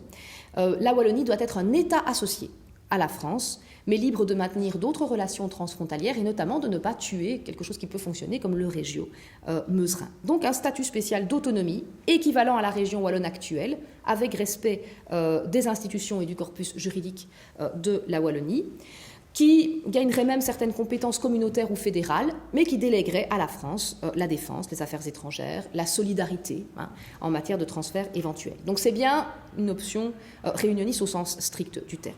Alors l'orthodoxie rédentiste, ça a été très longtemps, ça l'est sans doute pour ce qu'il en reste, le Rassemblement Wallonie-France, refondé en 2010, ayant revu, dit-il, ses structures internes, avec Paul-Henri Gendebien qui prend de la distance à partir de 2011, partageant la présidence avec Laurent Brogniet, puis en lui laissant a priori les rênes du parti en 2012, sauf que quand on regarde finalement la visibilité médiatique et les documents qui sont produits, notamment les ouvrages qui sont produits, c'est Gendebien, et uniquement lui, que l'on voit et que l'on entend. Ce sont ces livres qui continuent à faire vivre la rhétorique du RWF dans ces années-là. Sur une ligne d'une intégration pure et simple de la Wallonie à la France, avec une solution pour Bruxelles, ville internationale et européenne avec la France, dit-on, dans le respect des droits des Bruxellois néerlandophones, une extension possible de Bruxelles à 25 communes par référendum. Alors, le RWF, il est en pleine restructuration depuis ce qui a quand même été une grande défaite électorale en 2014 et la démission de Laurent Brogniet. Et il est contesté, et là, hop, on revient au début, depuis 2008-2009, progressivement, par une nouvelle dynamique qui se présente comme étant plus réaliste. Où là, on est sur des rattachistes, même si on n'aime pas le mot, au sens exact du terme, qui disent un peu plus pragmatiquement, on ne peut pas effacer 180 ans d'histoire. Et donc nier la Belgique, ses institutions, et la manière dont elles ont marqué les Wallons. Donc il faut trouver un moyen terme. Et il faut trouver un moyen terme entre l'indépendance d'un État wallon associé à la France, qui est la thèse du Rassemblement wallon réunioniste, et l'assimilation complète, qui est la thèse du Rassemblement Wallonie-France irrédentiste, en quelque sorte. C'est donc cette dynamique-là qui a été très active dans l'organisation des États généraux de la Wallonie en 2009. Alors au départ, mais vous le savez mieux que moi, le choix devait, un petit peu à la manière de ce qui s'était passé en 1945, devait être offert entre 4 options, mais bientôt, il est évident que c'est la mouvance animée par Jules Gueude, clairement le fils spirituel de François Perrin. En tout cas, il lui rend un hommage régulier dans tous ses ouvrages. Partisan donc de l'annexion à la France, qui s'est imposée à tel point que certains, même parmi les gens qui avaient participé ou souhaité participer, ont parlé de confiscation des États généraux par les réunionnistes, alors même que le Rassemblement Wallonie-France les avait boycottés par ailleurs. Et de fait, le jour des États généraux, donc 9 mai 2009 à Liège, 75% en faveur de l'option du rattachement. Alors, clairement, ça n'a pas été un succès de foule. La grande presse s'est montrée, mais là j'ai envie de dire, comme souvent et systématiquement, très, très ironique. Et le point important, finalement, de cette journée pour la suite, c'est l'émergence de la personnalité de Jacques Le Nain, que l'on a cité tout à l'heure. Personnalité jusque-là très peu connue. Moi, je vous l'avouerai bien, je n'avais jamais entendu le nom de Jacques Le Nain avant de lire par intérêt professionnel ce qui s'est passé ce jour-là. Fonctionnaire français proche de l'UMP, admis depuis lors à la retraite, et qui est venu exposer les grandes lignes d'un essai qui est aujourd'hui téléchargeable, plus de 250 pages, Le destin de la Belgique française, avec donc ses plans. Alors, j'avais repris son merveilleux tableau en 3 colonnes, expliquant effectivement comment on pouvait être à mi-chemin entre association et assimilation, mais puisque vous avez du matériel, vous le donnerez aux gens intéressés par la suite. Donc, pour reprendre, la recherche du moyen terme, la recherche du juste milieu, donc par la théorie, alors dont les termes, j'ai vu, ont évolué, mais qui, pour en tout cas les premiers écrits de Le Nain, parlaient d'union, intégration, volontiers. En partant de la Constitution de la Ve République, du titre 12 consacré aux collectivités territoriales, et en disant il faudrait ajouter finalement un titre 13 ou 13 bis, intitulé « De la Belgique française », et intégrant la Wallonie et la ville libre de Bruxelles comme 2 régions autonomes françaises à statut spécial. L'État français y reprendrait les seules compétences de l'ex-État fédéral belge, tandis que les régions reprendraient les prérogatives des communautés et conserveraient, comme les provinces et les communes, leur statut ex-belge, en quelque sorte, garanti par ailleurs des droits des néerlandophones de Bruxelles et des droits des germanophones. Alors comment il y a un très grand souci, effectivement, d'être dans un très grand légalisme. Et on le voit bien par la demande de validation, finalement, par un constitutionnaliste. C'est assez dans la ligne les événements les plus récents, mais c'était déjà présent en 2009, 2010, 2011. Jacques Le Nain précise que le texte devrait être adopté par le Parlement français réuni en congrès, ou mieux encore par référendum, après négociation et délibération par les parlements wallons et bruxellois, et après consultation populaire en Wallonie et à Bruxelles. Alors ça faisait partie on peut en discuter. Ça faisait partie de ce qu'il disait au départ, dans une première étape. Et on préserve, en tout cas dans cette première étape aussi, la possibilité du retour en arrière, sous 10 ans, à la demande de la Wallonie ou Bruxelles. Ça faisait partie des choses qui figuraient dans les premiers documents produits, en tout cas par lui. Alors, recomposition dans les mois qui ont suivi les États généraux. Évidemment, la crise politique était là également, et l'enlisement de cette crise politique, qui ont donc amené, à l'époque, essentiellement Jules Gueude, à multiplier les interventions dans les médias, à publier effectivement plusieurs ouvrages, et à rassembler autour de lui un groupe de réflexion, le GWIF, le groupe d'études pour la Wallonie intégré à la France, au sein duquel on retrouve quelques universitaires, dont notamment Jules Gazon, dont on a parlé tout à l'heure. On peut retrouver aussi certaines personnalités qui ont davantage eu un parcours politique, effectivement, Willy Burgon, ancien député et président du Parlement wallon. Alors Jacques Lenain y collabore activement, tout en alimentant aussi son propre blog, www.belgiquefrançaise.fr.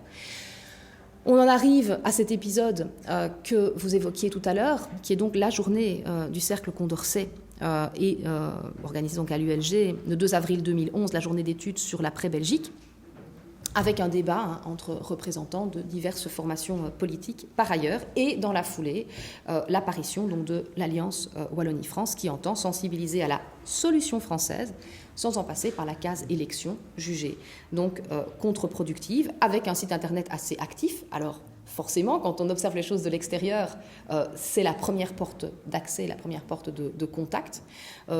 Effectivement, quelque chose, je parle, si vous en êtes le responsable, d'assez dynamique, quelque part, où on trouve toute une série de renseignements, en tout cas qu'on cherche aussi en tant que scientifique, avec des événements ponctuels, et je citais tout à l'heure l'intervention de Philippe de Staat à propos de l'anniversaire du Congrès national wallon de 45, notamment à l'occasion donc, des 70 ans du Congrès national wallon. Ce qui était intéressant parce qu'on sait qu'il n'est pas forcément sur cette ligne, et donc le débat qui se poursuit d'ailleurs entre lui et Jacques Lenain par site internet et blog interposé est aussi tout à fait passionnant à lire. Alors pour autant, et j'en conclurai par là, le climat ambiant n'est pas forcément propice à l'hypothèse réunionniste pour le moment, il faut le reconnaître. Difficultés rencontrées par la France d'une part, mais ça selon la grande théorie des plus convaincus, d'une manière générale, quoi qu'il se passe, ça reste la France, mais aussi la séquence sécuritaire actuelle, il faut le dire, qui entraîne l'attention sur beaucoup d'autres sujets.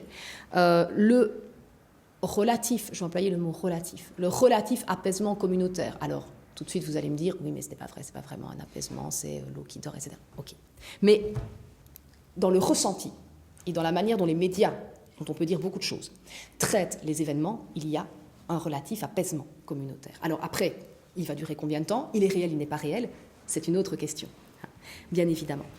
Il est cependant probable, et là, je pense qu'on peut être d'accord sur ce point avec vous sans nullement prendre parti d'une manière ou d'une autre, pour dire que si la NVA et d'autres sont en position de réclamer une 7e réforme de l'État à l'issue de la législature actuelle en 2019, il est vraisemblable que cette thématique-là, ces thématiques communautaires et que ces thématiques concernant l'avenir à plus long terme de la Belgique vont revenir sur le devant de la scène. Alors là, c'est aussi plutôt une perche lancée dans votre direction. Comment est-ce que vous allez gérer ces circonstances-là, ces difficultés à se positionner sur la scène politique et sur la scène médiatique en disant « nous ne voulons pas être un parti politique », mais comment est-ce qu'on se rend visible et qu'on se rend audible dans un contexte qui sera un contexte électoral? Ça, c'est votre défi, et donc je l'observerai avec beaucoup d'attention à ce moment-là. Je vous remercie.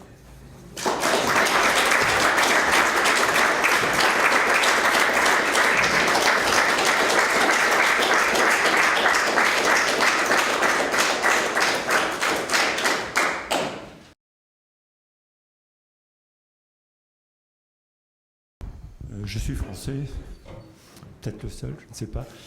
Ça fait 12 ans que je vis à Liège, puisque ma femme est belge. Je suis venu prendre ma retraite ici, je suis officier à la retraite. Et ici, je me considère comme dans le département de l'Ourthe. La France... Toujours une plaque. La France vient de donner le département à un territoire qui s'appelle Mayotte. Oui, tout à fait. C'est un petit bout d'île au milieu de l'océan Indien où j'ai été quand j'étais dans la marine nombreuses fois. Et franchement, Mayotte, ça n'a rien à voir ni avec la francophonie, ni la France, ni rien. C'est une terre musulmane, on ne sait pas quoi faire. Et il se trouve que Sarkozy lui a donné le statut de département. On se demande encore pourquoi. Donc, il ne faut vraiment pas que vous ayez d'hésitation à demander la départementalisation. De toute façon, la départementalisation de la Belgique a été organisée en 1793 par la République française. Et vous avez été français pendant 14 ans. Donc c'est quand même assez simple à revendiquer, ce retour-là. Voilà. Alors ensuite, une autre remarque. Vous savez. Vous êtes piégé par une constitution belge qui est tout à fait différente de la constitution française. Elle interdit 2 choses fondamentales. Les référendums et les recensements. Les recensements. Pas toute forme de recensement, de recensement linguistique. De flamands dans un annexe de la réforme sur les majorités dans les communes qui pouvaient basculer, etc. Donc il n'est pas possible dans votre système en aucune façon d'avoir un référendum ni un recensement qui vous donnera un quelconque avantage. Je ne sais pas comment vous pouvez faire autrement que par un coup de force. Je vais terminer par une dernière chose. Je suis français. En France, sur nos plaques de voiture, on a des petits badges, des petits logos, etc. Je me suis mis en tête d'acheter un badge et un logo à Liège, parce que je dois le mettre sur ma voiture, sur ma plaque belge. Pas moyen. Essayez de trouver à Liège un petit logo avec les insignes de la ville de Liège. Vous ne trouverez pas. Un porte-clés, vous ne trouverez pas. Vous ne trouverez pas. Il y a une espèce d'intégration forcée dans le système communautaire belge qui est, pour moi, une aberration. Commencez par changer vos plaques. Je ne pense pas qu'il n'existe rien sur Liège. Sur la Wallonie, mais ça, c'est un autre problème. Je veux terminer en disant que si vous voulez y arriver par des coups droits, vous n'y arriverez pas. Si vous voulez y arriver, il faut des coups tordus. Voilà. Alors, oui, je vais juste repréciser une chose, si vous permettez. Moi, je m'empresse de le redire ici, je ne veux rien. Enfin si, mais je ne vous dirai pas ce que je veux. Donc là, ça fait partie de, c'était convenu d'ailleurs avec M. Durier et M. Nice, du débat qui se tient dans la salle. La seule chose, et je suis d'accord avec vous sur la question du référendum, sauf que je dirais que récemment, il y a quand même une possibilité qui va arriver de référendum à un échelon qui est un échelon régional. Voilà. Mais je suis d'accord que la Constitution ne permet pas le référendum, la Constitution belge en tant que telle. Il y a cette question du volet linguistique qui est aussi une réalité, mais voilà, qui tient, on ne va pas la refaire ici, à toute l'histoire de la Belgique d'une part et du mouvement flamand d'autre part, dans une logique qui à un moment donné a été partagée quand même par une bonne partie du mouvement wallon, d'homogénéisation linguistique de l'une et de l'autre grande région, on va dire. Par contre, là où je ne partage pas votre avis, c'est qu'il y a sans doute des difficultés à trouver des gadgets wallons, pour dire ça, mais des gadgets liégeois, ça, il y a quand même beaucoup, vous savez. Ça se trouve quand même facilement. Oui, le musée de la vie wallonne, chez Noir Dessin. Vous n'aurez pas de LG? Non, pas de LG, mais vous pouvez, entre guillemets, vous pouvez le bricoler. Vous voyez ce que je veux dire? Tout ça pour dire, en ironisant un tout petit peu, que le vieux patriotisme, donc les gens ne savent plus ce que c'est que la principauté de Liège, s'ils regardaient une carte, ils ne sauraient pas le dire, mais il y a toujours cette idée qu'on était la principauté de Liège et que donc l'esprit liégeois reste très présent. Alors là aussi, sans faire dans les grands poncifs, parce que je pense que c'est plus nuancé que cela, mais il y a quand même sur la Wallonie cette réalité que l'on est aussi de sa sous-région. Ça ne correspond pas nécessairement aux provinces, ça ne correspond pas nécessairement aux anciens territoires historiques, mais il y a des rivalités. Alors, ne me faites pas dire que je ne l'ai pas dit, ça existe en Flandre aussi, les rivalités intra-flamandes, bien évidemment. Mais c'est peut-être moins vrai aujourd'hui qu'hier, mais il n'en reste pas moins, je constate même ça encore parfois avec mes étudiants, quand j'ai quelques étudiants du Hainaut, c'est toujours très amusant de voir la réaction des étudiants entre eux quand ils se brocardent un peu, quand ils se chamaillent.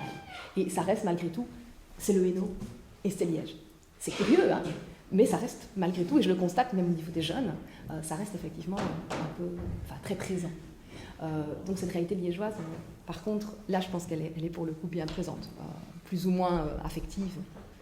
Je suis très heureux qu'un de nos compatriotes français ait rappelé la nécessité du référendum, mais il y a une précision historique et je profite de votre qualité d'historienne pour le souligner. Il y a eu un référendum à Liège qui est organisé en 1793. C'est un référendum qui nous a été volé parce que, d'un point de vue du droit international, les Liégeois ont demandé officiellement le rattachement à la République française. Donc ça a été une annexion. pour aller plus vite, l'annexion orangiste est plus anti-démocratique que notre réunion à la République française. Donc, est-ce qu'il n'y a pas là un cas de droit international sur lequel on pourrait revenir et demander si le droit des peuples à disposer d'eux-mêmes n'a pas été violé? Mais le droit des peuples, en fait, il ne faut juste pas faire d'anachronisme. C'est-à-dire que le droit des peuples à disposer d'eux-mêmes, c'est aussi aujourd'hui une notion qui nous semble très importante, chevillée au corps, etc. Mais toute la diplomatie, et même au-delà de ce que quelqu'un comme Wilson a pu dire en 19, on peut donner des exemples à foison, n'est quand même respecté que quand il cadre ou que quand il sert d'autres types d'intérêts diplomatiques. Hein. Soyons quand même relativement objectifs avec cela. Donc, vous ne pouvez pas plaquer des réalités extrêmement contemporaines sur des situations qui sont des situations fin 18e, 19e. La création du Royaume des Pays-Bas, ça a été effectivement une décision des puissances, très clairement. Après, les votes de réunion, on sait que certains étaient plus représentatifs que d'autres, effectivement, qu'il n'y a pas de tradition, évidemment, de vote, hein, singulièrement démocratique, comme on le dirait aujourd'hui, dans nos régions, et que donc, quand on vient dire que ça n'a aucune forme de légitimité, je pense qu'il y a d'autres moments, notamment dans l'histoire de France, où on peut dire il y a une abstention tellement forte que ça ne représente rien. Je crois qu'il ne faut pas aller à cet excès-là, mais néanmoins, si vous regardez ceux qui effectivement se déplacent pour voter, ceux qui le font de manière plus ou moins guidée ou téléguidée, c'est discutable. Alors, dans certains cas, le cas de Liège, le cas du Hainaut, moins que dans d'autres, on est bien d'accord, mais je crois qu'il ne faut pas non plus accorder une importance surdimensionnée avec notre regard d'aujourd'hui à ces votes-là. Hein. On peut les évoquer, effectivement, mais j'ai toujours tendance à dire, et là, de nouveau, je n'ai pas d'avis ou je ne vous le donne pas, qu'on a parfois intérêt à ne pas trop vouloir solliciter l'histoire. Et je pense que très souvent, dans un certain nombre de discussions, on se dessert à vouloir utiliser l'histoire. On ferait sans doute mieux de dire quelle est la situation aujourd'hui et quelles sont les solutions et chacun a son avis, quelles sont les solutions que l'on envisage pour l'avenir. L'histoire a tellement été tordue par tout le monde et dans tous les sens qu'au final vous trouverez toujours bien quelqu'un pour appuyer votre thèse ou qui l'interprétera de manière falsifiée ou érodée pour corroborer la thèse exactement inverse. Donc c'est extrêmement compliqué. Voilà.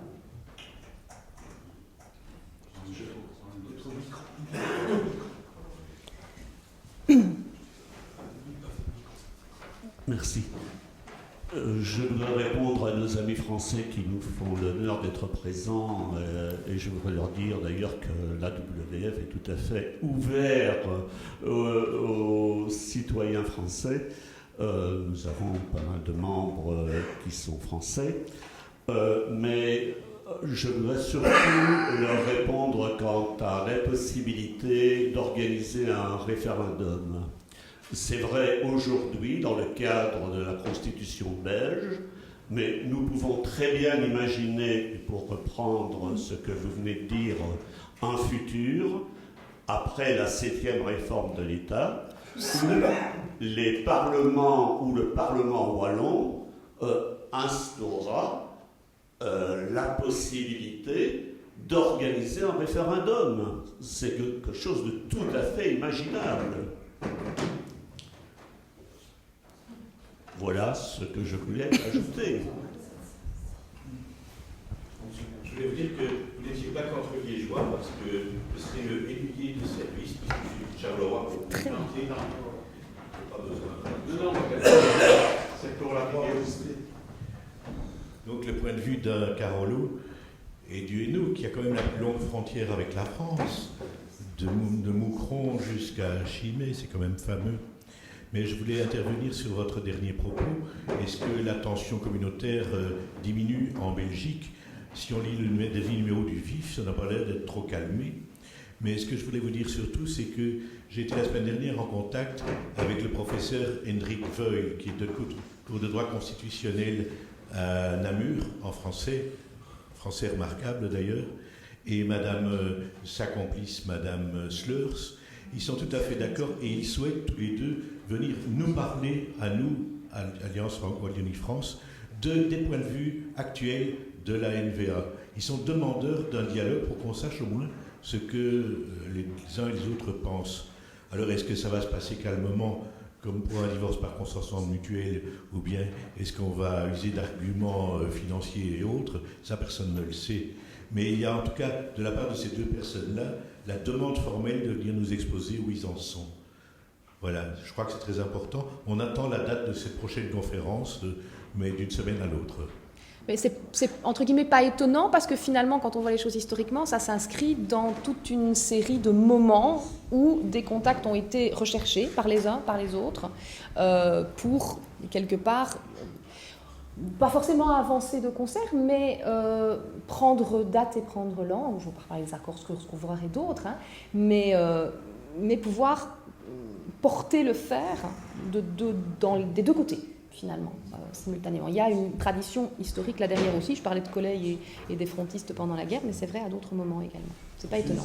J'ai une question sur Bruxelles. Personnellement, je ne suis pas du tout convaincu que Bruxelles soit intéressée. Il y a eu des sondages qui ont été publiés sur un sondage. C'était vraiment 90% contre.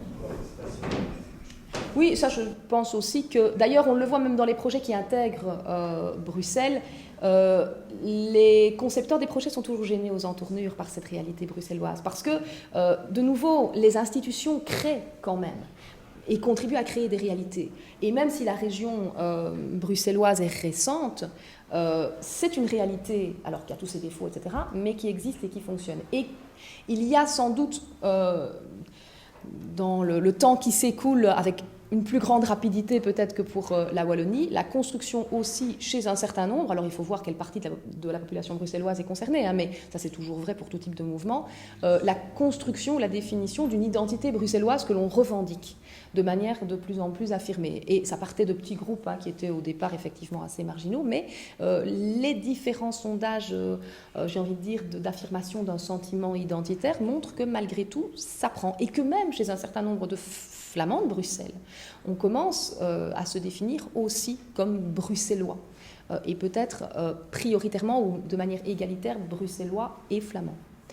Donc je crois que vraiment Bruxelles est vraiment une ville-région très, très spécifique et sans doute que les événements dramatiques qu'on est en train de traverser vont sans doute contribuer aussi à soit à disloquer les choses et on ne le souhaite vraiment pas, soit à souder en ce sens. Oui, mesdames, je pense qu'il y a ici quelques personnes qui doivent avoir été à l'école au même moment que moi. Et quand nous étions petits, dans les manuels d'histoire, on apprenait la période bourguignonne, la période autrichienne, la période espagnole, et puis l'occupation française. Ça, c'était la façon dont c'était rédigé à ce moment-là. Aujourd'hui, il y a encore un cours d'histoire dans les écoles, mais j'ai l'impression qu'on n'y enseigne pas grand-chose. En tout cas, je ne me prononcerai pas. Non, sérieusement, je pense que ça dépend vraiment des enseignants, réellement. Oui, mais je pense qu'il n'y a certainement rien qui contribue à faire qu'on soit fier d'être liégeois, que de savoir qu'on a eu une sorte de mini-État pendant quand même de nombreux siècles. J'ai vu des documents pédagogiques sur l'histoire de Liège. J'en ai vu pas mal. Mais voilà, bon, d'un autre côté... Je parle sous contrôle. Les Flamands qui sont tellement revendicatifs, qu'est-ce qu'on leur enseigne? Est-ce que vous le savez? Alors, l'étude comparative des manuels scolaires, c'est quelque chose de tout à fait intéressant que certains de mes collègues didacticiens opèrent. Par ailleurs, ils aimeraient sans doute que leurs étudiants en didactique s'y penchent davantage, mais là, avec un grand sourire, je vous dirais, et moi-même j'ai des difficultés à donner des sujets de mémoire, je n'ai pratiquement aucun étudiant qui soit capable de lire en irlandais. Et c'est l'un des problèmes sans doute fondamentaux. Je referme ici la parenthèse. Ce que vous évoquez, effectivement, c'est toute la longue histoire des manuels scolaires. De fait, il y a toujours un temps de retard entre la recherche historique et la manière dont ça se transmet dans les manuels scolaires. Donc il y a un délai, parfois même d'une génération. Et très longtemps, on est resté sur la manière patriotique, romantique et patriotique d'écrire l'histoire de Belgique à une époque, au 19e, où il fallait s'affirmer comme étant belge et surprouver qu'on existait. Et voilà, mais surprouver qu'on existait passait par la distanciation vis-à-vis de la France. C'est bien connu. Et puis, c'est pas, j'ai envie de dire, dans cette enceinte que je vais le dire, il y a quand même eu un certain nombre d'historiens wallons qui ont, quelque part, se sont battus pour que les choses évoluent, à commencer par les Renestalquiens, très clairement, déjà à la fin des années 30, qui disaient singulièrement que on ne connaît bien que ce qui est le plus proche de nous et qu'il faut commencer par une connaissance d'une histoire locale pour s'élever, et qui apportait lui aussi son attention sur des réalités plus wallonnes, on va dire. Mais voilà, il est vrai que très longtemps, les manuels se renouvelant très lentement aussi, voilà, j'ai tout mon parcours dans l'enseignement communal liégeois, j'en suis très fière et très heureuse, mais c'est vrai qu'on avait des manuels scolaires qui parfois dataient un tout petit peu, y compris à l'époque. Je crois qu'aujourd'hui, ce que d'aucuns reprocheraient, vous seriez assez paradoxalement sur la même longueur d'onde que les plus patriotes des Belges. C'est-à-dire que cela vous dirait, on ne leur apprend plus rien, il n'y a plus aucune forme de patriotisme de quelque ordre que ce soit dans les manuels scolaires, ni de patriotisme national, ni de patriotisme supposément régional ou wallon, ni de patriotisme local. Mais... Alors, oui et non, parce que ce n'est pas vrai uniquement des manuels en Belgique. Les débats français vous diraient parfois la même chose. Donc je crois que c'est un courant plus large que ça, quelque part. Mais c'est vrai que sur l'attachement liégeois, et je regardais M. Lachenard en souriant, il y a eu une volonté d'avoir des documents pédagogiques retraçant à tout le moins l'histoire de Liège. Alors, c'est vrai, et je les ai consultés, c'est une certaine histoire de Liège, voilà. On peut en discuter beaucoup, voilà, on pourrait en discuter beaucoup, mais ça a le mérite d'exister, et quelque part, ces recueils de documents-là sont aussi là pour que les enseignants piochent ce qu'ils ont envie d'y piocher, et puissent avoir du matériau, en tout cas, pour évoquer des réalités plus locales. Parce que ça, je pense que tout le monde peut être d'accord là-dessus, il est vrai qu'on accroche toujours plus facilement, et c'est vrai aussi pour des étudiants universitaires, quand on peut aller vers des éléments concrets de leur quotidien ou du quotidien familial à travers le temps. Mais voilà, là, il y a quand même eu une évolution dans les dernières générations de manuels qui sans doute ne va pas dans le sens que vous souhaiteriez, mais qui ne va pas non plus dans le sens nécessairement que souhaitaient les tenants de l'histoire plus classique belge, par ailleurs. Juste une petite question, oui, si vous voulez bien. Question peut-être un peu plus personnelle.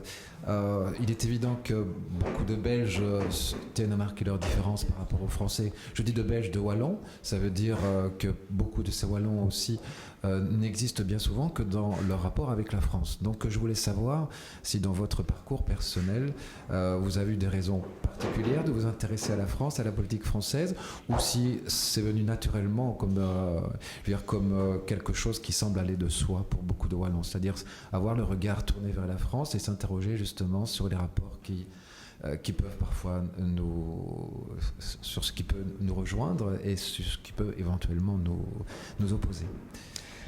Alors, je vous dirais que mon parcours personnel, c'est au départ quelque chose de très anecdotique, assez curieusement. J'avais, je peux le dire, une grande admiration pour Anne Sinclair. Et voilà, c'est venu de là. Et donc, j'ai commencé à regarder les émissions de politique française, au départ, pour m'inspirer de cette grande journaliste, et je voulais être journaliste politique. Donc, voilà, excusez-moi de vous interrompre, mais si vous aviez été allemande ou flamande... mais ça c'est la langue. De toute façon, là, on ne peut pas en sortir, bien évidemment. Et c'est à partir de là que la politique française m'a effectivement passionnée. Je ne suis pas sûre que, apprenant par ailleurs d'autres langues, si je n'avais pas été accrochée autant par des réalités, j'ai envie de dire, très contemporaines, et puis par le fait que le fait de passer énormément de temps en France aussi, à travers les vacances et pas seulement, c'est aussi un tropisme familial qui fait que l'on se déplaçait plus volontiers vers le sud qu'ailleurs. Très clairement. Je ne suis pas sûre qu'apprenant d'autres langues, je n'aurais pas pu m'intéresser à des pays voisins. Mais je pense effectivement qu'il faut intimement posséder la langue, pour le coup. Et très modestement, je vous dirais, je ne pense pas avoir une connaissance assez intime et assez profonde des langues des pays qui nous entourent. Je suis tout à fait capable de me débrouiller, mais je n'en ai pas une connaissance assez intime pour dire d'être autant en symbiose. Donc effectivement, forcément, la langue a cet effet particulier et voilà, très, très symptomatique. Et ça, je le dis toujours avec un petit sourire à ceux qui disent « oui, mais non, et finalement... on est finalement très différents des Français, sauf que quand on va regarder un film au cinéma, quand on va écouter de la musique, on va regarder la télévision, fondamentalement, le tropisme, il est là. par la force des choses. Vous pouvez interroger n'importe qui, n'importe quel même étudiant aujourd'hui, il sera à peine capable de vous dire qui est vaguement le Premier ministre aux Pays-Bas, mais tout le monde connaît d'une manière ou d'une autre ce qui se passe en France. Mais parce qu'il y a quelque part une entrée médiatique qui est tout à fait surdimensionnée. Ça va peut-être bouger avec Internet, et c'est peut-être aussi en train de bouger avec Internet, mais il reste malgré tout cette barrière linguistique, et en revanche cette parenté linguistique qui fait qu'on n'est plus tourné vers Paris, me semble-t-il en tout cas.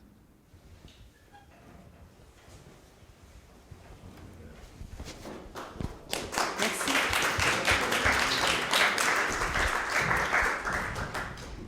Alors, je voudrais vous dire une dernière chose, c'est que si l'AWF vous intéresse, je vous demanderai de donner votre nom et nous nous permettrons de prendre contact avec vous.